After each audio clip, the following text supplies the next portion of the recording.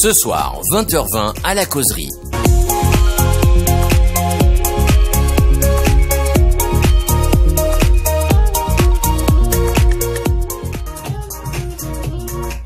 Et bienvenue, nous sommes mercredi, c'est le jour des enfants. Non, c'est le jour de Catherine Macaire. Bonsoir Catherine. Bonsoir, je suis quand même une grande enfant.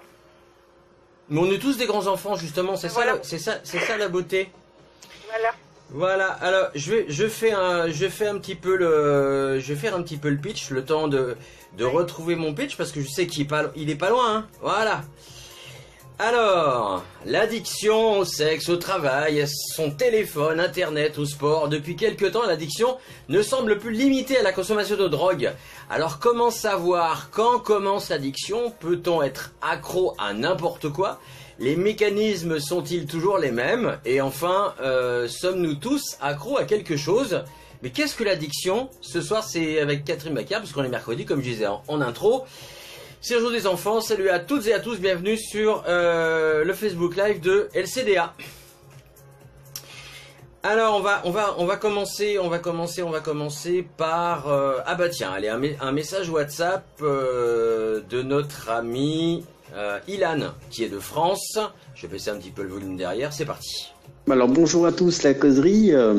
Donc pour les addictions, moi-même je souffre de plusieurs addictions, hein. Et puisque je suis dépendant à Netflix. Et disons que ça m'empêche de faire plein de choses, hein. Donc comment s'en débarrasser? Je crois que faut travailler le muscle qu'on appelle la volonté. Et j'avais entendu parler d'une astuce pour entraîner la volonté.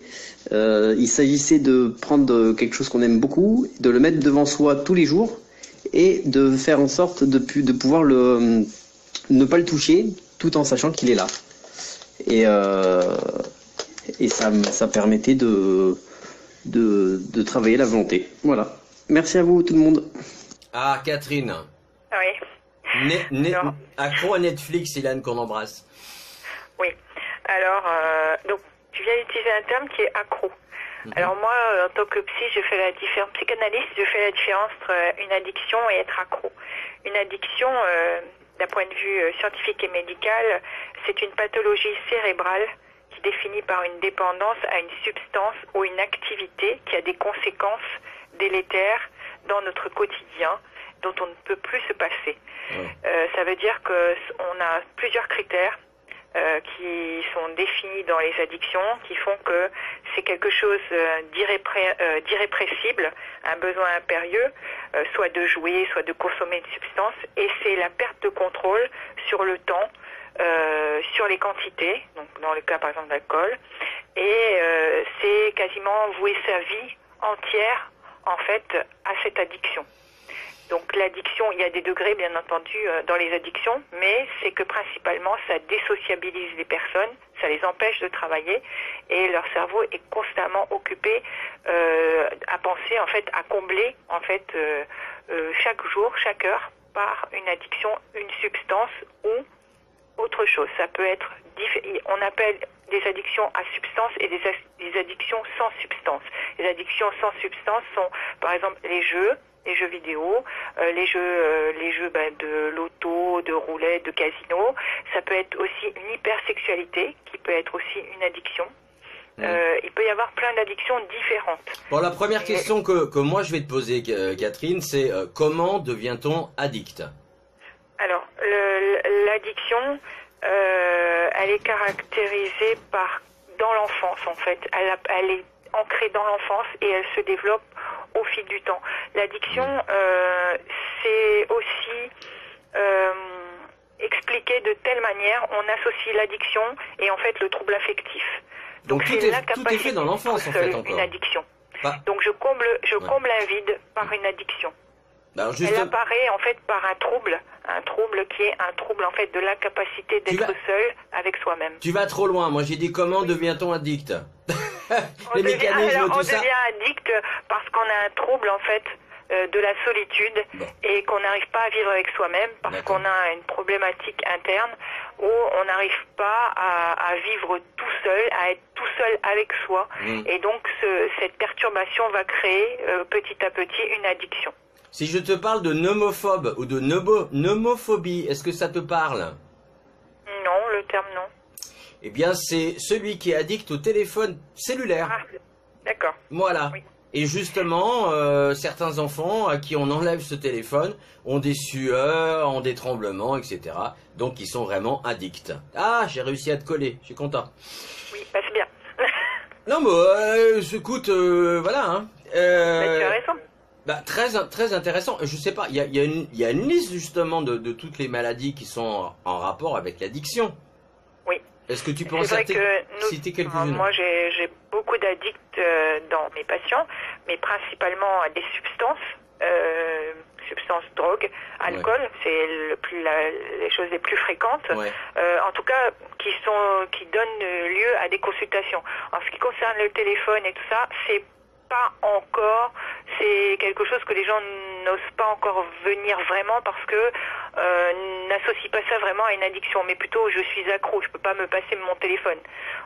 Il n'y a pas encore des personnes qui arrivent en me disant j'arrive plus à travailler du tout parce que je suis dans mon téléphone. Les personnes qui me parlent d'un début d'addiction, comme je t'ai dit, il y a plusieurs degrés d'addiction, et qui n'arrivent pas à se passer, par exemple, du console vidéo ou des choses de ce genre, mais ça, on ne parle pas d'une addiction qui va créer vraiment une perturbation cérébrale, par exemple. Ou Netflix, par exemple.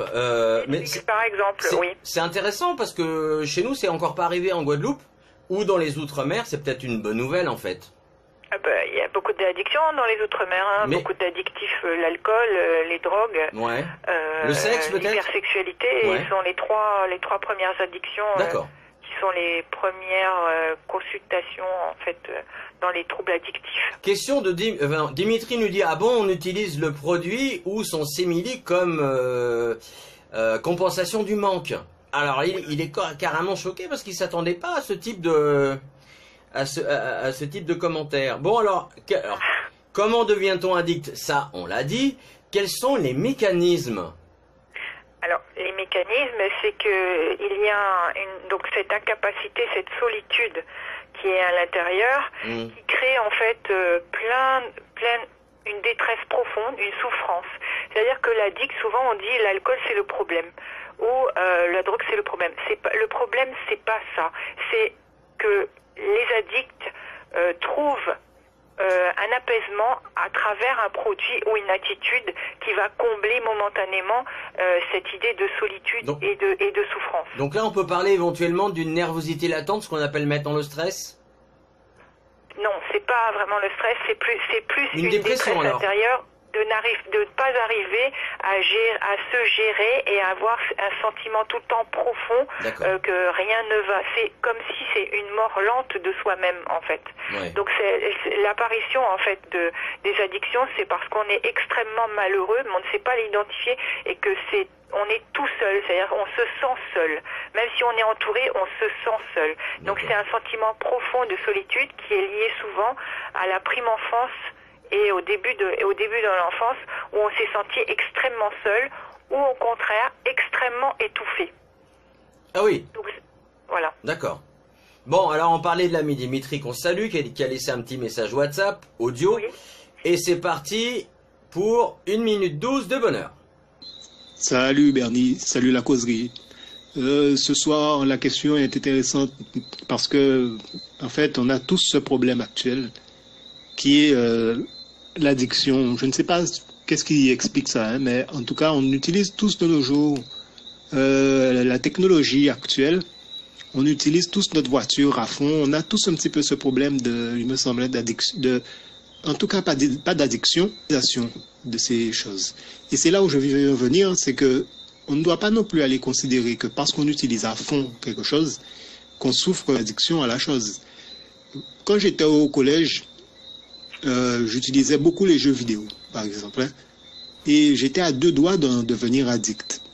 Mais manifestement, heureusement, j'avais un peu de contrôle sur tout ça, qui fait que j'ai pas eu ce souci.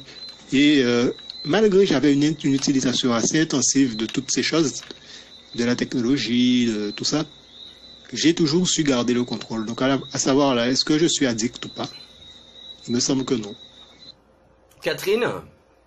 L'addiction, par définition, c'est une perte de contrôle, puisque c'est un désir impérieux. Donc là, la personne, qu'est-ce qu'elle évoque? C'est peut-être un trouble lié en fait, elle a besoin de s'occuper. Elle est accro à quelque chose, mais elle arrive à s'arrêter à temps. Ce que ça soit quelque chose qui la détruise, parce qu'une addiction, ça finit toujours par détruire. Donc là, ça veut dire t'es en train de dire qu'il est raisonnable, Dimitri. Voilà, c'est-à-dire qu'il, quand il dit qu'il perd pas le contrôle, ça veut dire il est dépendant, mais en même temps, il sait sortir de sa dépendance. Donc il n'est pas encore complètement dans ce qu'on appelle une vraie addiction, en fait. D'accord. Question de Odile, comment se rendre compte qu'une personne de notre entourage est addicte à l'alcool et comment lui dire et l'aider? Alors, on s'en rend compte parce que la personne, elle est incontrôlable, c'est-à-dire que si une personne addicte à l'alcool, par exemple, lorsque chaque jour elle prend un verre d'alcool et puis un jour il n'y a pas d'alcool, et si la personne commence à être très énervée et sort exprès pour aller chercher de l'alcool, c'est déjà un problème. Mais déjà, boire un verre chaque jour, on est déjà un addict. Addict, ça ne veut pas dire être sous. Ça veut dire être habitué au produit et ne pas pouvoir s'en passer. Ça ne veut pas dire être quelqu'un qui va atterrir aux urgences tous les jours. Ça, c'est pas forcément un addict. Une addiction, ça veut dire que c'est quelque chose que l'on va répéter, dont on ne peut pas se passer. Et donc, qui va créer, dès qu'on n'a pas l'objet de désir, c'est-à-dire l'alcool, la drogue, on va devenir en fait extrêmement irritable, malheureux ou malheureuse, et ça va créer un problème. Donc là, c'est un problème. Ensuite, quand on se rend compte de ça, il faut essayer de faire prendre conscience à la personne. Est-ce que tu as remarqué que quand tu n'as pas ton produit, dans quel état tu te mets? Mais souvent, les addicts refusent, parce que pour eux, comme justement, souvent, on me dit, mais je suis pas ivre. Donc, pour eux, le problème n'est pas là. Mais c'est très difficile d'aider. C'est souvent la personne qui doit se rendre compte et qui doit réfléchir pour éventuellement essayer de s'en sortir, mais on ne peut pas aider un addict qui ne prend pas conscience de son addiction. C'est pas possible. Bon, alors moi j'aimerais bien aider Luna parce qu'elle nous dit moi je suis addict au sucre, difficile de faire sans, même un peu. Oui. Comment on peut aider Luna par rapport à son addiction au sucre? Alors, Luna, il faut qu'elle arrive à savoir qu'est-ce qu'elle comble avec le sucre. Le sucre, c'est une douceur, c'est aussi un poison. Ça veut dire qu'elle prend cette substance pour combler quelque chose qui manque en elle. Ça la rassure, le sucre. Donc, qu'est-ce qui se passe dans sa vie? Qu'est-ce qu'elle a vécu? Qu'est-ce qui lui manque? Qu'est-ce qui fait que toutes les addictions, c'est exactement le même processus, c'est exactement les mêmes troubles. C'est vraiment ce sentiment, en fait, de vide que l'on va combler ou que l'on veut anesthésier, soit par un produit hallucinogène, soit par de l'alcool qui va nous rendre plus forts, ou on va pas réussir à dépasser des situations, mais on pourra pas s'en passer. Et le sucre, c'est pour elle sûrement quelque chose qui la rassure d'une certaine manière, mais en même temps, elle se rend compte que c'est pas bon pour elle, mais elle n'arrive pas à s'arrêter. Donc c'est une vraie addiction. Ce qui est encore plus compliqué, c'est que le sucre au niveau du cerveau, c'est la récompense. Oui. Donc, c'est vrai que c'est une forme de récompense, en sachant que le sucre est de plus en plus craqué, transformé dans tous les sens. On met du sucre partout. Alors c'est très très dur pour quelqu'un qui est accro au sucre de pouvoir s'arrêter, à moins de cuisiner soi-même. Et encore, si elle peut pas parce qu'elle travaille ou qu'elle n'a pas le choix de travailler, de consommer autre chose que des plats tout faits. Tu vois, c'est le... Oui, mais en fait, c'est que comme la première personne qui a témoigné, ça c'est pas une question de volonté. En fait, quand on est devenu addict, il suffit pas de se dire je vais m'arrêter. Il faut comprendre le processus et pour ça on est obligé d'être aidé par un médecin ou un addictologue ou un psy pour essayer de comprendre qu'est-ce qui fait que je réponds à cette pulsion, parce que c'est une pulsion en fait. C'est une pulsion qui va nous pousser à utiliser quoi que ce soit comme substance, que ça soit du sucre, de l'alcool, peu importe. Ça va être quelque chose qui va être impérieux, on peut pas s'en empêcher. Donc partant de là, tout seul, c'est très compliqué de s'en sortir. Surtout quand on se rend compte que je ne peux pas m'arrêter. Alors en plus c'est vrai qu'on peut remplacer, enfin à l'époque on remplaçait ça par les sucrètes, maintenant Oui. c'est de la stevia. Oh malheur, mais on est accro à la stevia, comment faire pour Oui, ça change pas le séparer produit, de la c'est- stevia? C'est ça, c'est pas le produit qui va faire que je vais m'arrêter, parce que en fait, c'est je remplis quelque chose. Donc Mm. pourquoi je remplis ce quelque chose avec ces substances, c'est ça. Donc en fait, peu importe, tant qu'on n'a pas soigné l'origine de l'addiction, l'addiction se déportera sur n'importe quel autre produit. J'arrête le sucre, eh ben je vais peut-être manger du chocolat. Et j'arrête le chocolat, ben en fait, je vais changer de substance. Parce que tant que je ne comprends pas l'origine du problème, je vais continuer en fait à trouver quelque chose qui va combler ce vide qui est en moi. Et comme le chantait Serge Gainsbourg, Annie est accro aux sucettes à l'Annie. Oui. La méthode brutale, nous dit Dimitri, se priver du produit au max jusqu'à l'oublier. Est-ce qu'au fond, ça marche vraiment? Oui ou non? Non, ça ne marche pas. Ça marche peut-être un certain temps pour certains qui essayent, mais en général, sur le long terme, ça ne fonctionne pas, parce que Bon. comme je dis, il faut trouver la cause, l'origine du problème, qu'il y ait une vraie volonté de le faire, et c'est un accompagnement, parce que ça peut être très violent, même d'arrêter le sucre du jour au lendemain, parce qu'on peut avoir une chute en fait au niveau du sang, donc il faut faire très attention. L'alcool, l'arrêter du jour au lendemain, c'est pareil, ce sont des substances qui agissent au niveau du cerveau. Donc lorsqu'on les arrête, il va y avoir un trouble, le cerveau va se demander qu'est-ce qui se passe, je n'ai plus, alors on utilise le terme drogue, mais pour tout en fait. Je n'ai plus de drogue, je ne suis plus alimenté. Donc il s'affole et va créer en fait une espèce de dépression, enfin pas une espèce, il va créer une dépression. Bah ça, on va en reparler un petit peu plus tard. Luna nous dit, bah ouais, bingo, manque de douceur, reçu. Non, en plus, pardon, non, je fais de plus en plus moi-même, mais pas fini avec cette chose, le goût sucré. Burke, pas les sucrètes. Oui, voilà. Sommes-nous tous égaux face aux addictions?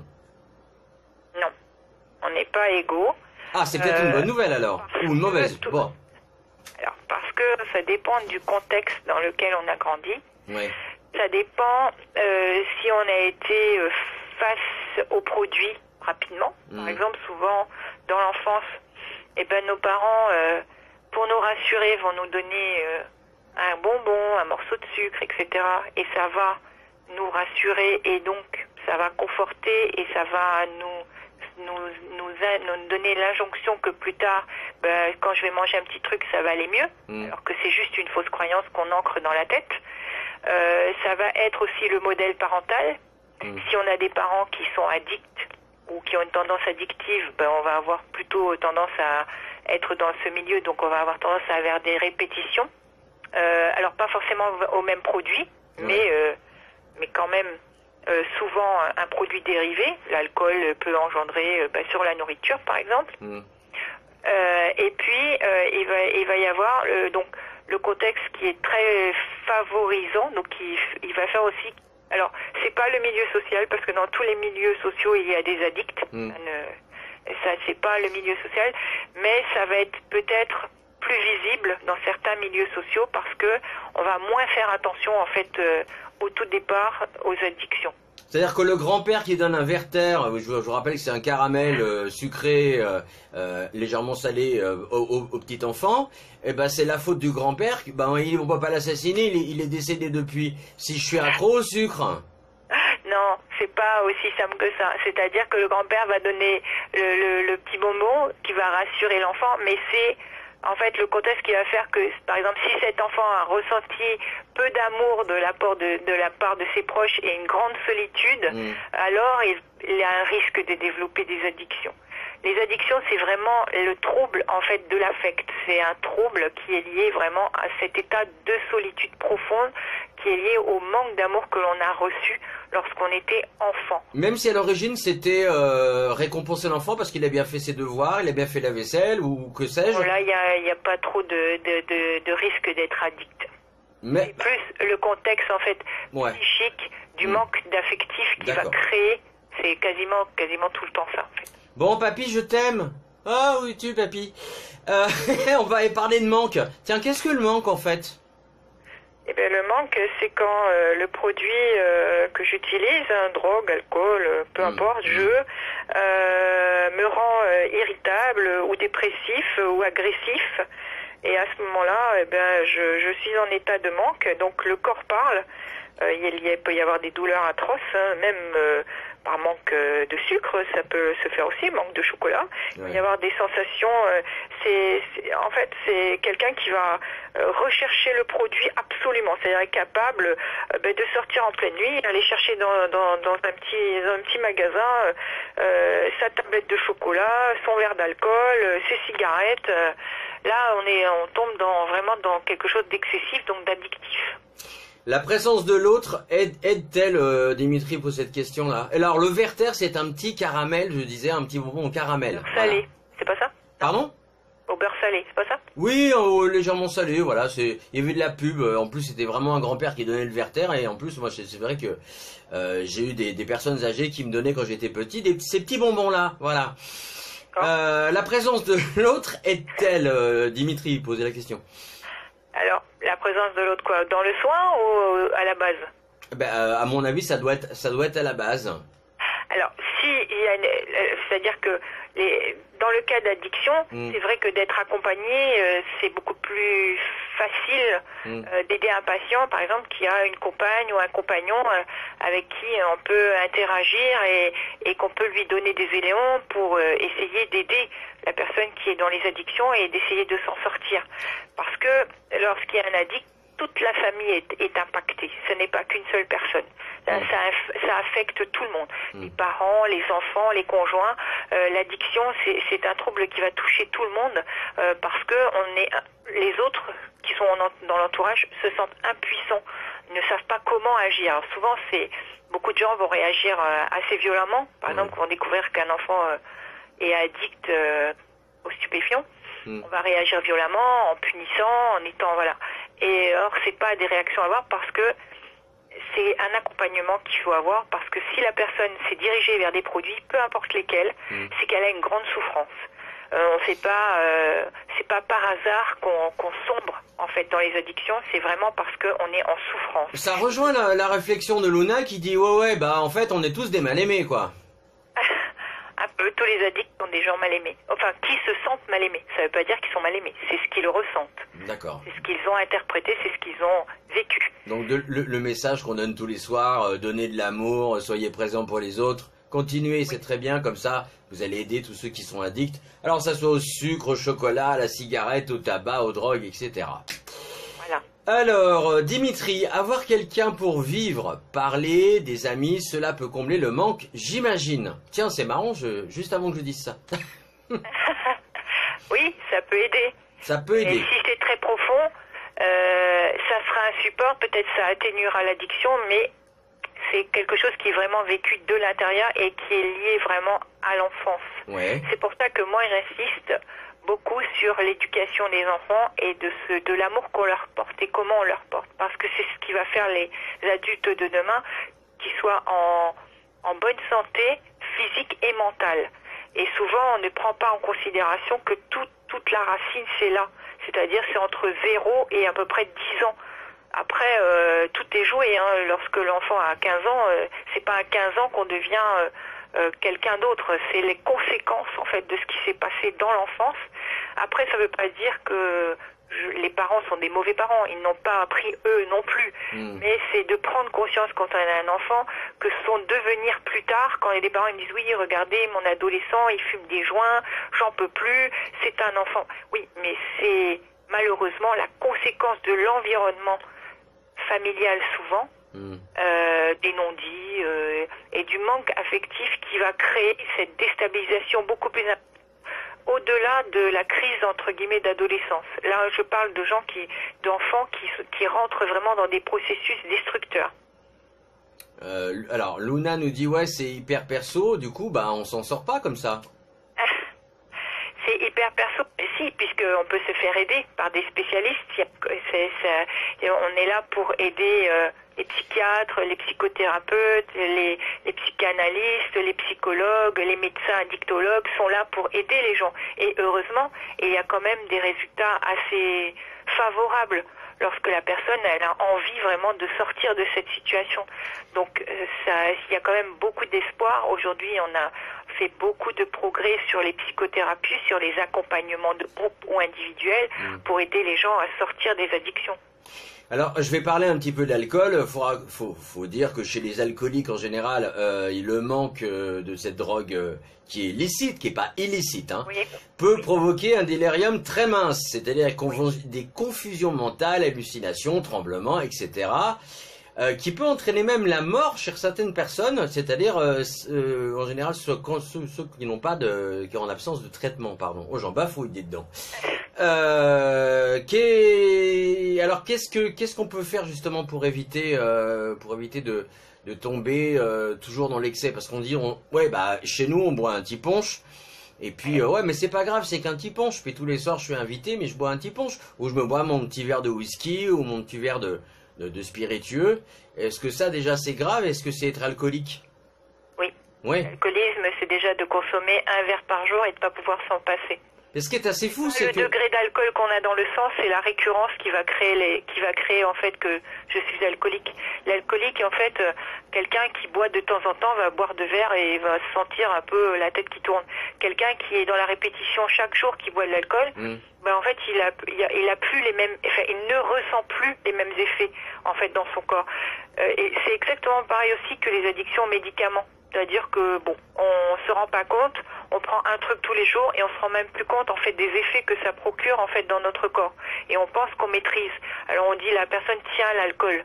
Non, son corps a mieux géré les effets, un peu, de l'alcool un peu euphorique, mais contient quand même dans son sang les doses d'alcool. Les alcools blancs en particulier, donc le rhum, la vodka, enfin le gin, etc., sont des alcools qui ont des conséquences assez graves au niveau du cerveau. Tandis que les alcools, alors il n'y a pas de différence au niveau du résultat, les alcools, le vin, etc., vont plus avoir tendance à détériorer en fait tout le système digestif, donc les cirrhoses, etc. Un petit peu comme l'absinthe, en fait, au final ça rend fou, c'est ça? Oui, c'est ça. D'accord. C'est-à-dire qu'il y a des substances, alors de toute façon, toutes les substances à haute dose, même le sucre, ça peut créer des hallucinations. Par exemple, quelqu'un qui arrête de manger du sucre... Ça va pas rassurer Luna, hein? Non, mais bon, je parle des très hautes doses. D'accord. Quelqu'un, par exemple, qui décide de faire un régime sans sucre du tout. Okay. Il y a une femme qui a écrit un livre qui s'appelle Ma vie zéro sucre. Elle a testé sa vie zéro sucre. Elle explique que lorsqu'elle a complètement arrêté le sucre, donc elle a mis très longtemps pour arrêter ça. Et un jour, donc quand elle a arrêté son enquête, c'était une journaliste, elle a décidé de remanger normalement. Donc elle a remangé du sucre. En fait, elle a eu une hallucination. Elle s'est sentie mal parce que son corps n'avait plus en fait les effets du sucre raffiné. Parce qu'elle n'utilisait que du sucre naturel, c'est-à-dire par exemple quand elle mange une orange, il y a du sucre dedans, mais elle n'utilisait plus aucun sucre raffiné. Ce qu'on appelle le fructose. Sucre, en fait, elle a fait comme un malaise, sa tête a tourné et elle a eu une hallucination. D'accord. Et elle s'est demandé ce qui se passait. En fait, le sucre peut provoquer également en fait des troubles. D'ailleurs, on sait que l'excès de sucre chez les enfants crée une hyperactivité. Hé Luna, tu veux un bonbon? Sur l'alcool, ce qui est assez pas mal. Alors j'ai deux petites anecdotes. Moi je suis de 71, je vais pas dire mon âge. Et quand j'avais une vingtaine d'années, dans les années 90, peut-être que ça va vous aider, on me disait ouais mais un pichet de rouge c'est bon pour la santé et puis par repas, il y a pas de souci. Et maintenant ce fameux pichet de rouge, on peut même plus le boire parce qu'on devient alcoolique. Il n'y a pas un problème dans ce raisonnement-là? La France, c'est un peu le pays du vin. Ah ben carrément, oui. Donc, on ne trouvait pas forcément... avant, les notions de santé étaient beaucoup moins développées. On était moins regardant, en fait, à ce qui se passait. Les lobbies assez puissants aussi de tout ce qui est... justement, le vin, c'est la France, c'est la représentation. Et donc, on servait bien dans les années 60, je crois, 50. Mes parents me disaient que voilà, il y avait de la bière à table dans les cantines. Ah bon? La bière avec soi-disant pas beaucoup d'alcool, mais c'était quand même de l'alcool. Donc en fait, ou même du vin.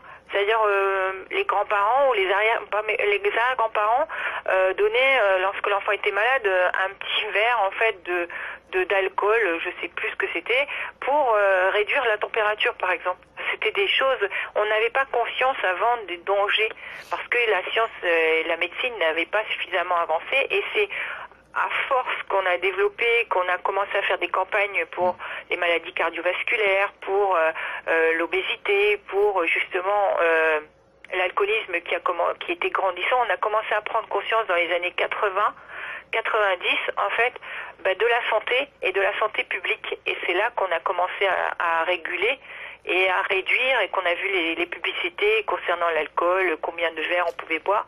Et aujourd'hui, on sait que on réduit de plus en plus parce qu'on sait que c'est vraiment nocif et que les gens sont plutôt minimisent en fait l'impact que ça peut avoir de commencer à boire de l'alcool par exemple à l'âge de 15 ans. C'est quand même quelque chose qui est, l'enfant n'est pas un adolescent, n'a pas fini sa croissance à 15 ans, hein.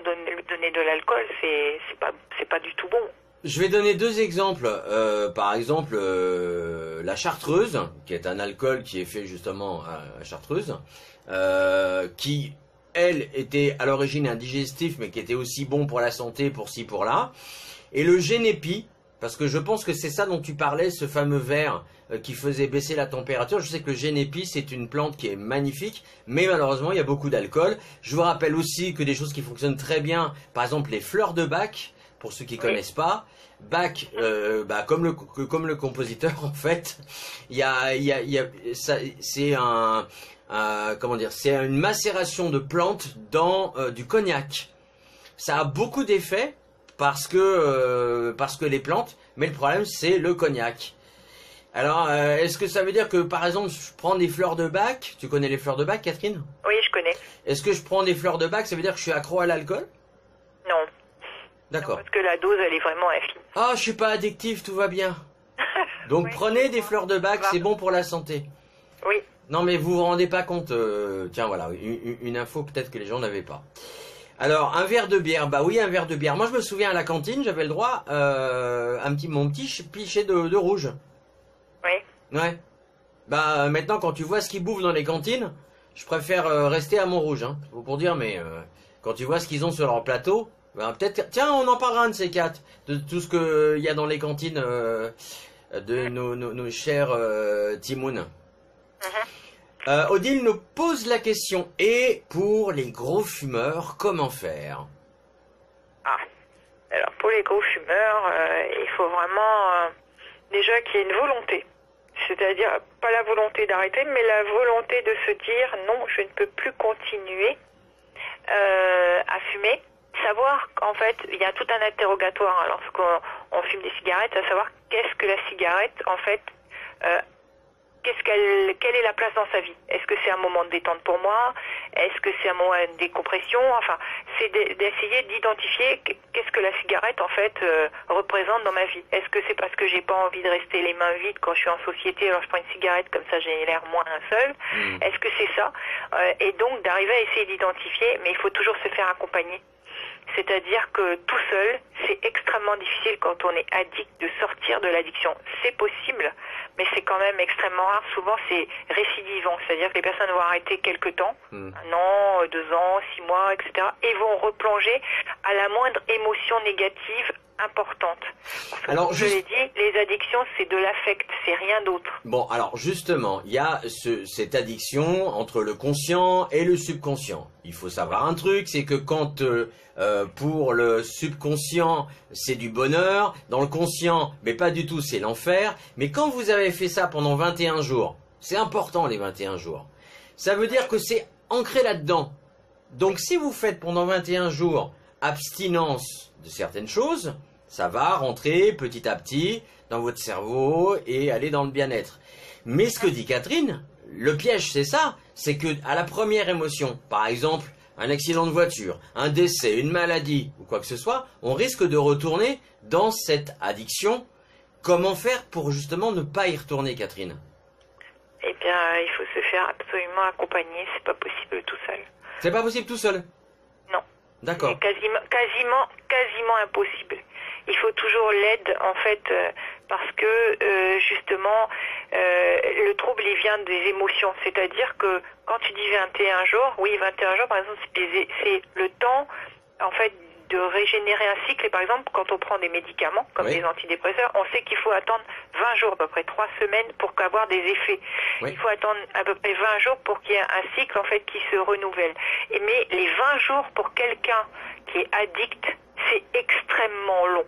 Souvent les addicts tiennent 4-5 jours maximum. Un addict, quelqu'un qui va fumer un paquet de cigarettes par jour, se dire je vais tenir 21 jours sans et ensuite je vais pouvoir passer une autre étape, sincèrement j'en ai vu rarement. Mais je sais pas, on m'a dit, t'as envie de fumer, tricote, fais des Scooby-Doo, mange une pomme, va jardiner, caresse le chien. Le truc, comme je t'ai dit tout à l'heure, faut pas remplacer une addiction par une autre. C'est-à-dire qu'il faut arriver en fait le travail par exemple que je fais avec les patients, Ouais. c'est d'arriver à comprendre en fait quand est-ce qu'ils prennent en fait leur substance, peu importe ce que c'est, et comment on peut le remplacer par autre chose qui soit quelque chose de gratifiant. Donc ça peut être une occupation quelconque. Et D'accord. ça, il faut fixer des objectifs, mais se fixer des objectifs tout seul, on sait très bien que quand des fois on se dit, quand on n'a pas une volonté ferme et qu'on sait que c'est pas bon pour nous, parce qu'on sait par exemple c'est pas bon de fumer, mais on n'y arrive pas, on se dit bon, je vais essayer demain, et puis on essaye. Mais en fait, après on faisait, ah oui, mais hier, demain, j'ai pas pu, parce que, en fait, les addicts trouvent des ruses, c'est-à-dire le cerveau va ruser, en disant, non, mais pas aujourd'hui, demain, je vais commencer demain. Et après, oui, mais j'ai pas pu parce que, en fait, c'est pour ça que l'aide de quelqu'un, ça permet de fixer des objectifs que l'on va quantifier avec le patient et qu'on va avancer progressivement pour qu'on soit sûr qu'il y ait que ce soit pérenne sur le long terme. Alors, Odile, Que ça soit éphémère. Odile nous pose la question, d'accord, mais sans soutien, bon, on vient d'en parler, alors, où se faire aider en Guadeloupe? Avez-vous des adresses, Madame Catherine Macaire? Alors oui, il y a un centre à Pointe-à-Pitre au CHU d'addictologie, Oui. avec des accueils, donc il y a psychiatre, psychologue, infirmier. Sur la Bastère, il y a et quoi? ensuite, donc ça c'est le centre d'addictologie donc au CHU de Pointe-à-Pitre, près de à la zone où il y a la psychiatrie. Et puis il y a des centres, des centres médicalisés qui sont reliés au CHU, qui sont par exemple à Pointe-à-Pitre, il y en a un, ça s'appelle le CJ, j'ai plus le nom mais je te le donnerai.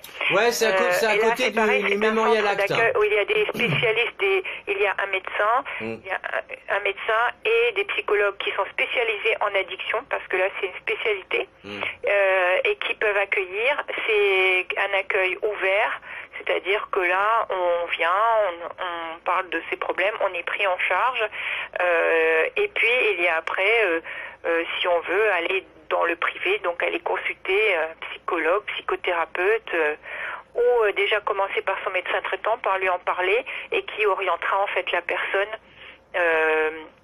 en fonction de son degré d'addiction, parce que parfois, des fois, les addictions doivent être accompagnées de médicaments, parce que c'est trop violent, ou parfois, il y a des addictions où on n'a pas besoin forcément de pallier par des médicaments, on peut directement agir en psychothérapie. Alors, l'association dont tu parlais, elle est juste à côté du Mémorial Act. Mais alors, en Bastère... Il y en a une là, il y en a une là, et il y en a une aussi pas loin du tribunal de Pointe-à-Pitre. Bon, ok. Mais alors, sur la Bastère, nous dit Odile, il n'y a rien? Aussi, sur la Bastère, il y en a. Ah, quand même. Il y a un centre également, pareil, de centre des addictions qui est relié également au CHU. Donc, en se renseignant auprès du CHU, elle aura toutes les informations. Au CHBT, tu veux dire? Oui, c'est ça. D'accord. Oui. Centre universitaire de Bastère. Oui, de Bastère, oui. Centre hospitalier, oh là là, universitaire de Bastère. Le CHB, bon. oui. Bon, on s'est compris. On s'est totalement compris. Alors justement, tiens, parce que je sais que je suis addict à la cigarette électronique. J'ai arrêté de fumer. Est-ce que c'est pas enlever une addiction pour en reprendre une autre? Oui, à condition, oui. C'est-à-dire si on remplace la cigarette traditionnelle par une cigarette électronique, donc bon, dans un premier temps, c'est pour pallier aux effets nocifs de la cigarette. Mais après, il faut pouvoir arrêter la cigarette électronique, qui est aussi une addiction et qui n'est on ne sait pas encore aujourd'hui, il n'y a pas suffisamment d'études pour savoir en fait quelles sont les vraies conséquences. C'est moins grave que la cigarette, mais apparemment il y a quand même des troubles qui apparaissent. Donc normalement c'est un palliatif pour arriver à arrêter complètement en fait de fumer. Bon, il faut savoir que la cigarette électronique, c'est quand même théoriquement pas mal encadré. Dans votre petit liquide, il doit avoir du propylène glycol, de la glycérine, pardon, et de la nicotine. Alors après, c'est la personne qui vend ça qui va calculer par rapport à ce que vous fumez le nombre de nicotine. Après, si vous rajoutez d'autres produits qui sont aussi des additifs, mais de goût ou de saveur, méfiez-vous, parce que là, vous risquez justement d'être addict à ça. Pour ça que, quand j'ai commencé, là je vous donne mon expérience, quand j'ai commencé à vaper en 2012, voilà, j'ai petit à petit baissé, sachant que j'étais à 28 mg à l'époque. Et là, j'en suis à 3 mg. Il faut faire attention à pas aller dans du menthol ou du chocolat ou du café ou n'importe quoi, et du coup, vous êtes addict à autre chose. Oui. C'est-à-dire que le truc, c'est la transition. Oui, c'est ça, c'est une transition pour arrêter, c'est petit à petit diminuer jusqu'à l'arrêt du produit et qu'il n'y ait plus d'autres produits qui se substituent en fait aux produits de départ. Très bonne question d'Odile, nous dit, et que pensez-vous de l'hypnose pour arrêter de fumer? Est-ce qu'on a assez de retours? Attends, Catherine, est-ce qu'on a assez de retours positifs en ce qui concerne justement ça? Oui. L'hypnose est utilisée depuis très très très longtemps. Elle a été plus vulgarisée maintenant, on en parle beaucoup plus. L'hypnose thérapeutique, c'est pas l'hypnose en fait de cabaret, c'est une hypnose thérapeutique qui est utilisée. Ce qu'on appelle l'hypnose ericksonienne, pardon? Oui. Non, ericksonienne. C'est ça, l'hypnose ericksonienne, moi je l'utilise. L'hypnose donc thérapeutique sert en fait à aider le patient à soulager son addiction et à lui permettre d'avoir des paliers, c'est-à-dire de se décontracter et petit à petit. Mais l'hypnose tout seul ne résout pas le problème, c'est-à-dire que ça peut pendant un certain temps produire des effets, mais ça peut revenir. Alors ça n'engage que moi parce que c'est mon point de vue en tant que psy. C'est-à-dire que moi je pense que l'hypnose c'est un outil très utile. Je travaille aussi avec des hypnothérapeutes. C'est un outil très utile qui peut aider, mais pour moi, en soi, ça n'est pas le seul outil. C'est-à-dire, il faut autre chose, il faut l'interprétation pour que ça puisse, dans le temps, mais ça peut être quelque chose qui peut, au départ, donner un coup de pouce pour arrêter. Est-ce que tu pratiques sur des patients, justement, l'hypnose? Oui. D'accord. Donc, si, écoutez, vous cherchez de l'aide. Catherine, tu es où, toi? Aux Abîmes. Aux Abîmes, voilà. Non, alors, c'est la Basse-Terre, les Abîmes. Non, je dis une bêtise. Justement, non mais, je voulais faire la transition, parce que Odile nous pose la question, et alors sur la Basse-Terre, y a quoi? Alors sur la Basse-Terre, moi je connais des collègues sur la Basse-Terre, qui sont très bien. Bon, bah voilà Odile, tu peux prendre directement contact avec Catherine Macaire qui te donnera les bonnes adresses. Voilà, exact. On pourra aussi les donner à la fin de ce Facebook Live. Oui. Et alors, peut-être que tu n'as pas d'infos là-dessus. Et l'acupuncture, alors, pour une addiction, est-ce que ça fonctionne, quelle que soit l'addiction? Oui, ça fonctionne. Alors, en Guadeloupe, je ne connais pas vraiment, enfin j'ai entendu parler, mais je ne connais pas personnellement. Mais je sais que j'ai travaillé à l'étranger et que l'acupuncture fonctionnait. Donc ça fonctionne, c'est pareil, c'est une aide, c'est en complément. C'est-à-dire que par exemple, dans les addictions, nous travaillons avec plusieurs personnes en général. C'est-à-dire on travaille par exemple, moi je travaille avec des endocrinologues qui aident par exemple pour les addictions au niveau de la nourriture. Donc avec les endocrinologues qui aident à recadrer la nourriture, à expliquer les conséquences, etc. Moi je travaille sur la partie psychique. Après on peut avoir quelqu'un qui s'occupe de la partie sportif par exemple. En fait on travaille en synergie, donc moi ça m'arrive par exemple d'orienter vers des aromatothérapeutes qui vont aider par les plantes selon les addictions les personnes à se substituer à certains produits. Les huiles essentielles par exemple? Pardon? J'ai dit les huiles essentielles par exemple? Oui, voilà, les huiles essentielles, ça peut être très efficace dans certaines addictions. Donc, on peut travailler, on travaille en général à plusieurs personnes pour qu'il y ait une efficacité et que le patient ait du résultat relativement rapidement. Et pour éviter aussi les souffrances, parce que lorsqu'on arrête le produit, il y a beaucoup de souffrances. Moi, je vais vous parler d'un livre qui s'appelle Triste Paradis, psychologie des addictions et toxicomanie. Ça a été écrit par Denis Richard chez Larousse en 2007. Et justement, il parle de tout ce qui est psychologie des addictions et toxicomanie. Donc, si ça peut peut-être vous intéresser, vous pouvez peut-être le trouver sur Google Book, un truc comme ça, je présume.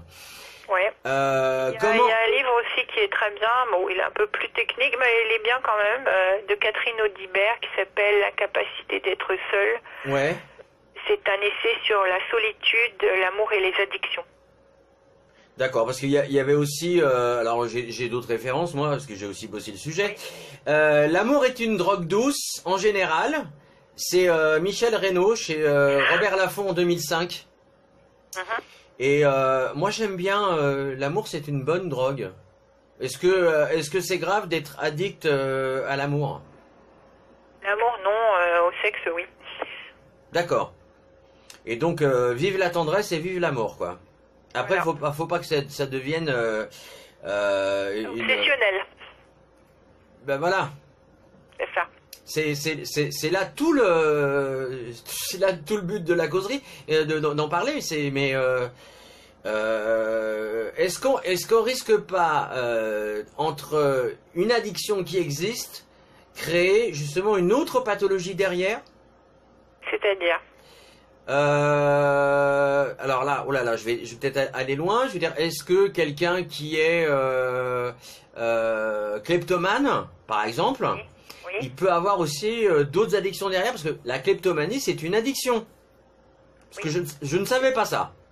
Oui, en fait, dans les addictions, il y a plusieurs catégories. Oui. Il y a des addictions. Par exemple, l'exhibitionnisme est une forme d'addiction. Donc, il y a plein d'addictions, en fait. Le DSM-5, qui est la référence, en fait, des maladies psychiatriques, psychologiques déterminées, donc, par un concile. C'est un peu contesté, mais bon, c'est quand même une référence qui a répertorié, en fait, toutes les pathologies psychiatriques, psychotiques, mentales, voilà, qui existent, et toutes les formes, en fait, de souffrance mentale. Donc s'ils ont fait un bouquin, ça veut dire que ça doit être plein de différents types d'addictions qui sont répertoriés, et des choses en fait auxquelles on ne pourrait pas imaginer. Mais oui, la kleptomanie est une forme d'addiction. Ouais. Mais si on enlève cette addiction à la kleptomanie, on peut faire apparaître d'autres choses. C'est pour ça que c'est un suivi qui doit être fait pour justement surveiller que on ne va pas transposer sur autre chose. Parce qu'en fait, c'est une histoire de sujet. C'est-à-dire l'addiction, c'est je projette sur quelque chose, en fait, une pulsion qui va faire que je comble quelque chose, donc un désir, et donc la substance en face de moi, ou l'objet, ou la personne va être un sujet addictif. Mais je m'en fous un peu du produit, et ce qui m'intéresse, c'est de combler quelque chose, donc peu importe ce que c'est.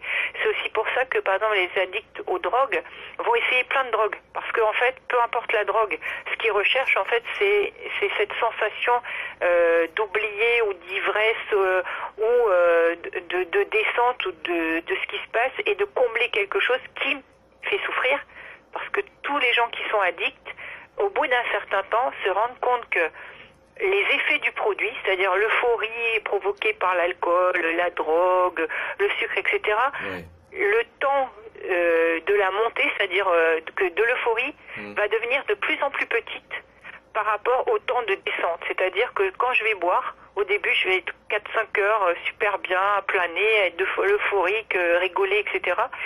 Et au fil du temps, ça va plus durer 4 heures, ça va durer 2 heures ou 1 heure, parce que mon corps va intégrer rapidement le produit.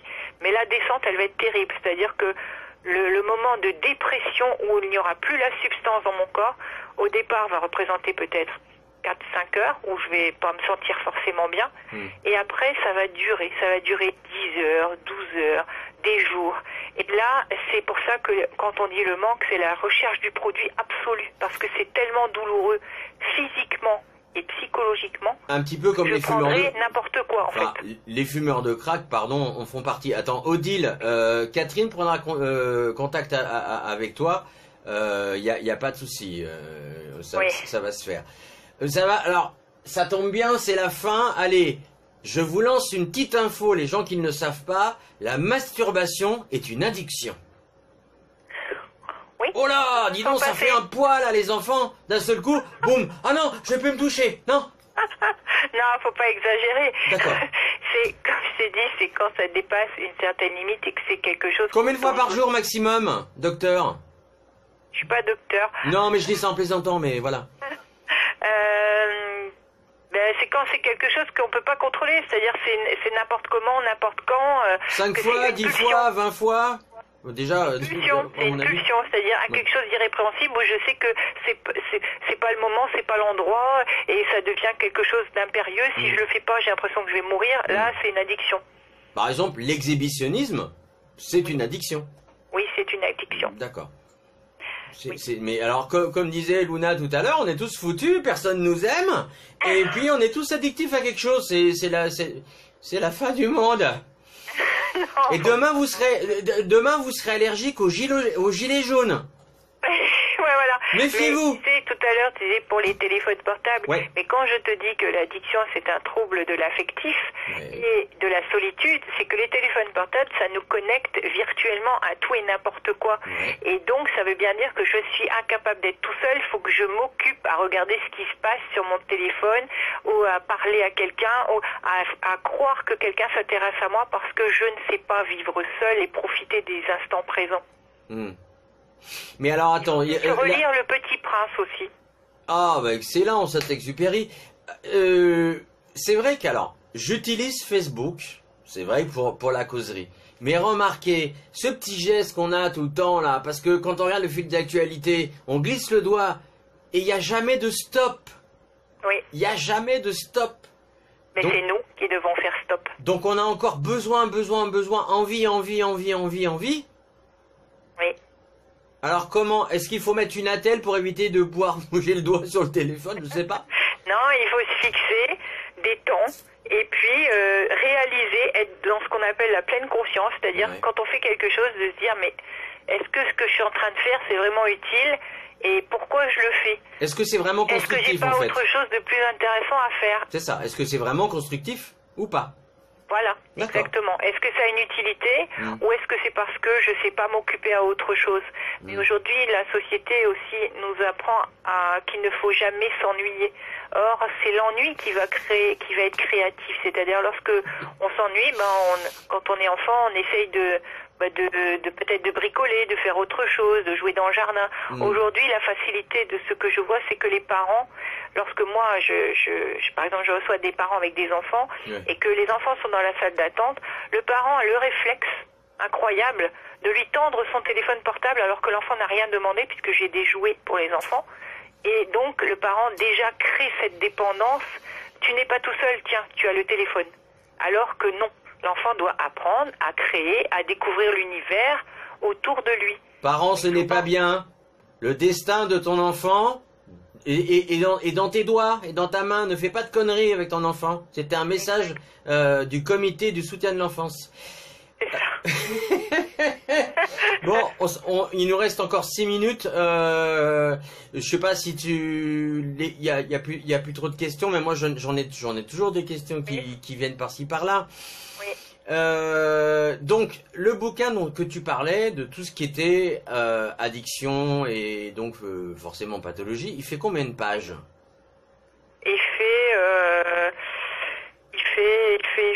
fait à peu près 200 pages. Ah ouais. Et il y a combien de pathologies addictives qui existent et qui sont répertoriées? Moi je sais pas, c'est une curiosité là parce que je me dis mais attends. Oh, il y en a à peu près, comme ça, de tête une trentaine, plus que ça, même une cinquantaine. Avant, je pensais qu'il y en avait plus que ça. Moi, je sais pas, 10 000, 20 000, tu allais m'annoncer... Non. De vraies addictions. Après, il y a ce qu'on appelle des péri-addictions, mais des addictions qui se regroupaient. C'est-à-dire les drogues, on peut décliner toutes les drogues, on peut décliner... En fait, il y a les addictions aux substances et les addictions aux non-substances. On va dire grosso modo, et dedans, il y a des sous-catégories. Après, il y a des nouvelles addictions qui apparaissent parce que la technologie, par exemple, évolue. Les téléphones portables, ça n'existait pas il y a 40 ans, donc il n'y avait pas cette addiction. Mais c'est toujours, en fait, peu importe, j'ai envie de dire, le support, l'addiction reste toujours la même chose, c'est-à-dire c'est ta capacité d'arrêter quelque chose que l'on sait qui est nocif pour soi. Donc substance, c'est tout ce qu'on peut. Donc substance, c'est tout ce qu'on peut ingérer, et non substance, c'est tout ce qui peut nous polluer, c'est ça, hein, j'ai bien compris. C'est ça, exactement. D'accord. Et qui rend ma vie infernale, c'est-à-dire je me rends compte que je peux plus aller travailler, que je suis omnubilée par exemple un jeu vidéo, je peux pas m'arrêter, je suis fatiguée mais je vais rester devant l'ordinateur pendant des heures et des heures devant la console de jeu sans pouvoir m'arrêter. Il y a des adolescents, ils oublient de manger, il y a même des adultes parce qu'aujourd'hui il y a des adultes qui sont addicts parce que la console vidéo est apparue dans les années 80 à peu près, a été démocratisée. Oui. Et donc il y a beaucoup d'adultes qui ont 35 ans aujourd'hui qui sont addicts aux jeux vidéo. Mais non, mais Catherine, mais c'est leur métier, ils sont gamers, tu dis n'importe quoi. Ah oui, bah oui. La gamer, il est payé pour. Il n'est pas chez lui affalé dans son canapé en train de jouer toute la journée. Et d'ailleurs, mais bon, on rigole, mais les gens qui viennent me voir pour ça souffrent. C'est-à-dire, pour eux, c'est plus un jeu. C'est-à-dire, ils voudraient s'arrêter, mais ils n'y arrivent pas. C'est-à-dire, c'est vraiment une souffrance. Ils se sentent mal, ils mangent plus, ils dorment plus. Il y en a qui oublient de boire tellement ils sont omnubilés par ce qu'ils sont en train de faire. C'est même pas le jeu, en fait. C'est le fait d'être... de ne plus être conscient de ce qui se passe comme anesthésié par ce qu'ils sont en train de faire. D'accord, oui, le terme anesthésié est totalement adéquat. Odile nous pose la question, pouvez-vous nous donner une référence de bouquin pour s'aider à vaincre nos addictions? Pour aider à vaincre, non, j'ai pas de référence de livre. J'ai des livres qui expliquent, mais qui résolvent les problèmes. Je n'ai pas forcément de référence. Enfin, moi, je n'ai pas trouvé quelque chose qui, je pense, puisse vraiment aider le patient à travers un livre. Est-ce qu'il n'y a pas un truc qui s'appelle Les addictions pour les nuls? Non, je l'ai pas lu. Non, je crois pas. Je sais pas. Non, je sais pas du tout. Non, je pose une question parce que je sais que dans la collection pour les nuls, ils ont fait beaucoup de choses justement. Oui, ils ont fait de tout. Mais je peux pas te dire. C'est une très belle collection d'ailleurs. C'est alors le terme pour les nuls, c'est pas qu'on est nul, c'est que. Excuse-moi, dans les addictions, de lire, c'est tout ce qui va être positif et créatif. Oui. C'est-à-dire d'arriver à travailler sur la pensée positive. Ce qui aide beaucoup aussi, c'est tout ce qui va être la méditation, la relaxation, et faire beaucoup d'activités sportives à l'extérieur. Parce que souvent les addicts sont extrêmement isolés et restent chez eux. 2 petites secondes, Catherine. Le produit qu'ils utilisent. 2 petites secondes, Catherine. Régine, est-ce que tu peux reformuler ta phrase parce que je n'arrive pas à la comprendre? Catherine. Oui, je t'ai coupé en plein milieu. Je suis désolé, mais... Non, il n'y a pas de souci. Non, je disais, en ce qui concerne les addictions, les addicts, ce qu'il faut les aider, ce qui peut vraiment les aider, c'est justement de les faire sortir de chez eux, parce qu'un addict souvent est quelqu'un qui est asocial, qui reste chez lui, qui n'a pas beaucoup de liens, qui se coupe au fait des autres, parce qu'il sait qu'il a honte souvent de son addiction, et il faut beaucoup faire des choses à l'extérieur, de renouer une vie sociale. Ici, on a la chance d'avoir en Guadeloupe la mer, la montagne, les randonnées. Il faut absolument renouer en fait avec la nature, sortir de chez soi, c'est l'une des meilleures choses. Lire, un addict en général, il n'a pas une concentration extraordinaire. Et pourquoi pas faire des randonnées éco-citoyennes, c'est vous nettoyer le littoral en même temps? Exact, ça est excellent. Parce que là, en plus, vous vous sentez utile. Voilà. Il y a une utilité et on est dans un groupe et il n'y a pas et tout le monde est au même niveau, il n'y a pas de jugement et il y a une bonne entente et rien n'est virtuel, tout est réel. Alors si vous cherchez rassemblement éco-citoyen, vidéo d'hier où on parlait d'écologie d'ailleurs. Exact. Bon, eh ben, écoute, il est 21h20, pile poil. Je te laisse faire ta conclusion, Catherine. Alors, moi, je dirais que les addictions, c'est un antidote qui est là pour essayer de pallier à la solitude. Donc, si les gens se sentent seuls, il ne faut pas hésiter à pousser la porte d'une association, de son médecin, d'en parler autour de soi, de ne pas avoir honte parce que les addictions sont multiples et sont partout et on peut se faire aider et c'est possible de s'en sortir même quand ça fait très longtemps qu'on est addict et il faut plus les gens vont parler et plus on va échanger et mieux la société va se porter parce que la société dérive vraiment dans beaucoup de types d'addictions aujourd'hui et malheureusement il n'y a pas assez d'associations qui aident ce type de personnes. Donc, on va les stigmatiser parce qu'il y a des gens qui jugent beaucoup, mais ça peut arriver entre guillemets à n'importe qui parce que la fragilité psychique, on ne peut pas la quantifier chez les personnes. Alors, il y a une autre question qui est par écrit. Je te laisserai y répondre ultérieurement sur le Facebook Live. Eh ben, en tout cas, moi, je vous remercie. C'était l'émission du mercredi. Demain, ce sera une autre thématique. Ce sera la dernière de la semaine. N'oubliez pas que vous êtes formidables. Commentez, partagez, likez cette vidéo. Et rendez-vous demain. Bye bye. Bonsoir.